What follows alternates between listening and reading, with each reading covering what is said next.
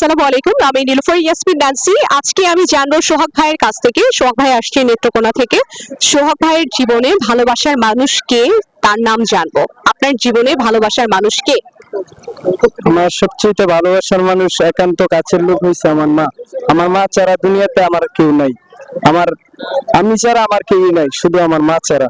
অসংখ্য ধন্যবাদ আপনাদেরকে। আপনি চাইলে আপনার মাকে নিয়ে দু একটা কথা বলতে পারেন, যে মাকে আপনি কতটা ভালোবাসেন। মা আপনাকে এত বড় করেছে, কি পরিমাণ কষ্ট করেছে আপনার জন্য, আপনি চাইলে দর্শককে জানাই দিতে পারেন।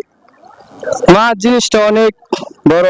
মা অনেক কষ্ট করছে আমার আমার জন্য, জীবনে অনেক ব্যথা সহ্য করছে আমার জন্য। আমি চাই যেন আমার মারে আমার চেয়ে বেশি ভালোবাসতে জীবনে। আমি আল্লাহর কাছে দোয়া করি আমার মা যেন আমার অনেক সুখে শান্তিতে থাকে। আমার মার জন্য অনেক শুভকামনা। আমার মা যদি আমার ভিডিওটা দেখে, অসংখ্য ধন্যবাদ আমার মাকে। আমার মার জন্য অনেক কষ্ট হয় আমার, কোনোদিন যাতে আমার মার আগে আমি মৃত্যু না হয়। আমার মার যাতে সবসময় ভালো থাকে, সুস্থ থাকে, আমি দোয়া করি। আমি পৃথিবীর সবার মার জন্য দোয়া করি, সবার মা যেন ভালো থাকে, সুস্থ থাকে, এবং কি সবাই যেন সবার মার কেয়ার টেকার করে, সবাই যেন মার খেয়াল নেই। মার জিনিসটা যার নাই সে বুঝবো, কিন্তু কেউ যাতে মাকে থাকতে মাকে কোনো সময় অবহেলা না করে। ধন্যবাদ।